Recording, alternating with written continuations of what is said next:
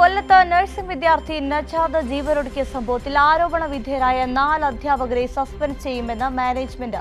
വിദ്യാർത്ഥികൾ SFIയുടെ നേതൃത്വത്തിൽ നടത്തിയ പ്രതിഷേധത്തെ തുടർന്നാണ് നടപടി. നജാദിന്റെ ഭൗതിക ശരീരം ഖബറടക്കി. നഴ്സിംഗ് വിദ്യാർത്ഥിയുടെ സ്വപ്നങ്ങളും മണ്ണോട് മണ്ണായി. ഖബറടക്കം പനച്ചുമൂട് മുസ്ലിം ജമാഅത്ത് പള്ളിയിൽ നടന്നു.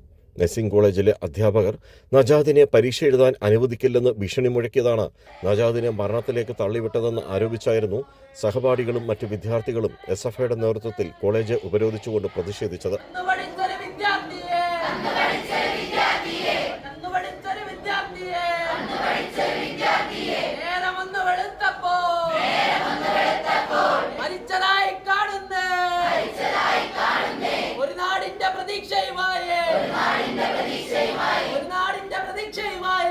ആരോപണ വിധേയർക്കെതിരെ നടപടി വേണമെന്ന് SFI ഉറച്ചു നിന്നതോടെ നഴ്സിംഗ് കോളേജ് മാനേജ്മെന്റ് ചർച്ചയ്ക്ക് തയ്യാറാവുകയും 4 അധ്യാപകരെ അന്വേഷണ വിധേയമായി സസ്പെൻഡ് ചെയ്യാമെന്ന് നൽകിയ ഉറപ്പിന്മേൽ സമരം താൽക്കാലികമായി SFI അവസാനിപ്പിക്കുകയായിരുന്നു.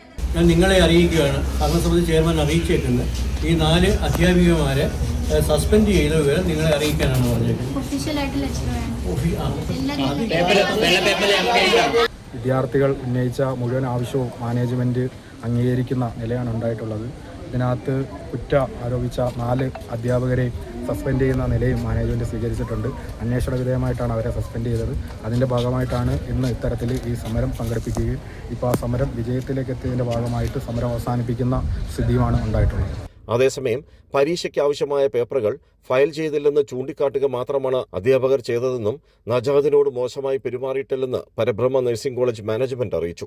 എന്നാൽ നജാദിനെ അധ്യാപകർ മാനസികമായി പീഡിപ്പിച്ചുവെന്ന് വിദ്യാർത്ഥികളും പോലീസിന് മൊഴി നൽകി. കരുനാഗപ്പള്ളി പോലീസ് അസ്വാഭാവിക മരണത്തിന് കേസെടുത്തു. രാജ്കുമാർ, കൈരളി ന്യൂസ്, കൊല്ലം.